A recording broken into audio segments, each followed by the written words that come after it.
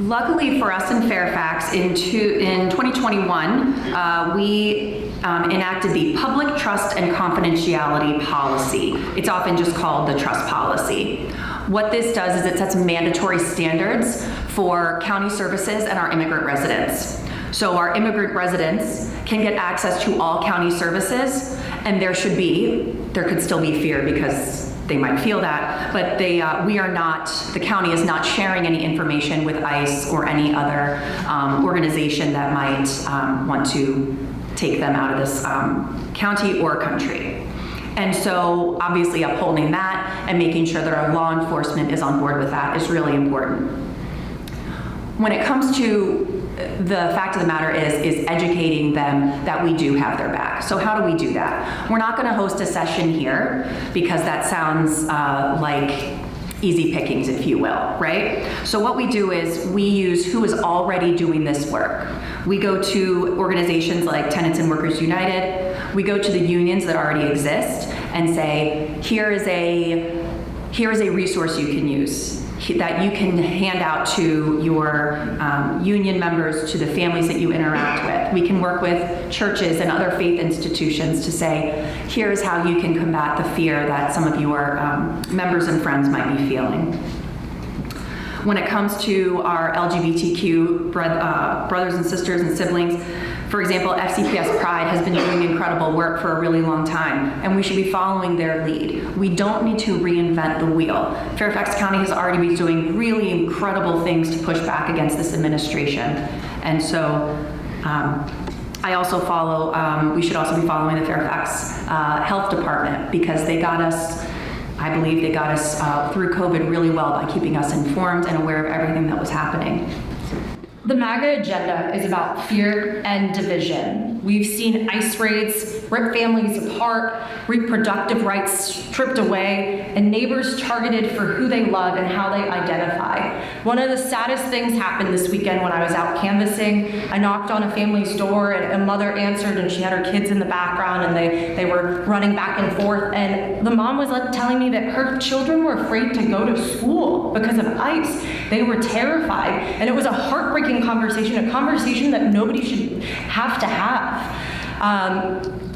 I vow to keep ICE out of Fairfax neighborhoods, ensure that our trust policy is upheld, protect reproductive health care access, no exceptions.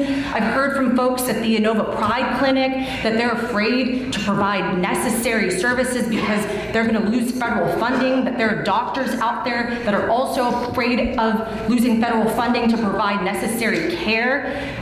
These decisions should be made between doctors and patients, not politicians. Politicians have no right to be making healthcare decisions for anybody. Our residents should feel safe, respected, and celebrated. ICE should be fully out of Fairfax County because they're illegally targeting our immigrant communities, and I will not allow that. My family, they immigrated here from Afghanistan. They're Afghan refugees.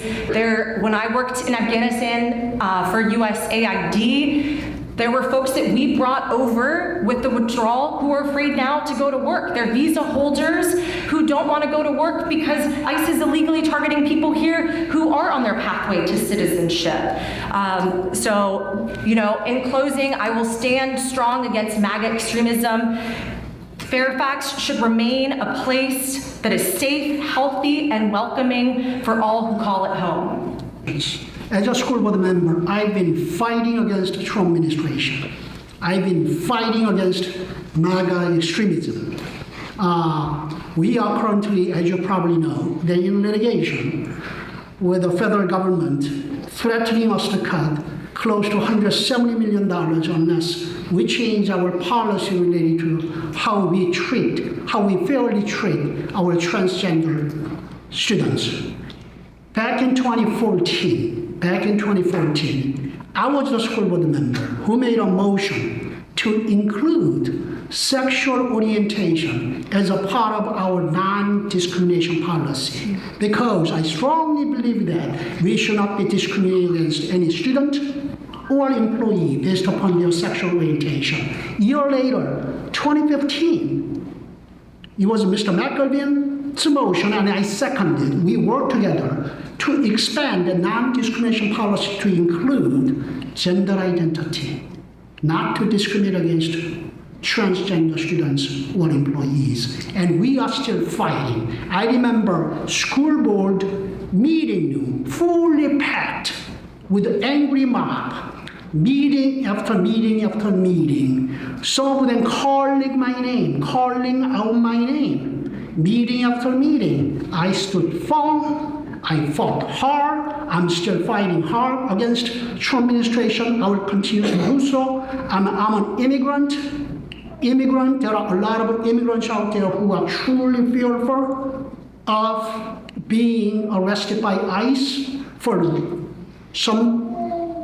no reason whatsoever. For many of those people, in fact, school enrollment had dropped by about 4,000 from our regional expected enrollment. Large part of that, I suspect, might have to do with students not showing up. That cannot continue. As a mother of a son with autism, as a child of immigrants, this is very personal to me. I think we all agree that what the MAGA agenda is doing to Fairfax County and our values is horrible. But I was the only one on the school board for the last 5 years. I was chair of the school board when we had the attacks coming at us. We had pressure from Youngkin to ban books. We had pressure from Youngkin to take away our policies to support our most vulnerable students, including our LGBTQ students. We had pressure to whitewash history. I was chair and stood up and said, no, thank you. I have a history of beating extremism and getting things done. That same year, when we were beating down Youngkin's extreme agenda, we also passed historic collective bargaining. We revamped literacy curriculum. I can do both, and that's the beauty of having the experienced, proven leader that we're here. What can we do? I have some great ideas. First of all, on vaccines, we can follow the lead and create our own regional public health guidance based on real science and the former CDC guidance.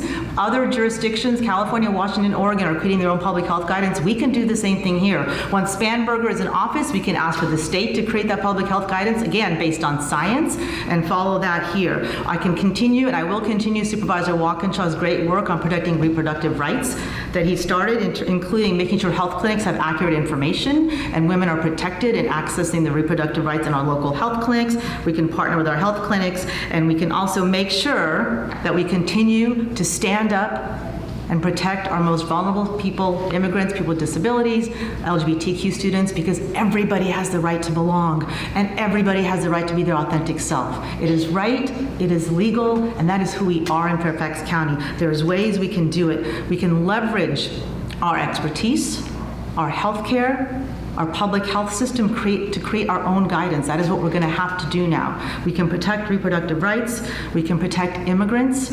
I'm proud that I voted for the trust policy in 2021. I supported it. I'm proud that we insisted that it's displayed prominently in the 8 most common languages in every single school, so our families, when they come in, see this trust policy. And I will proudly uphold similar policies, the trust policy on the county side as well, to make sure that we don't just walk the walk, but talk the talk, we walk the walk.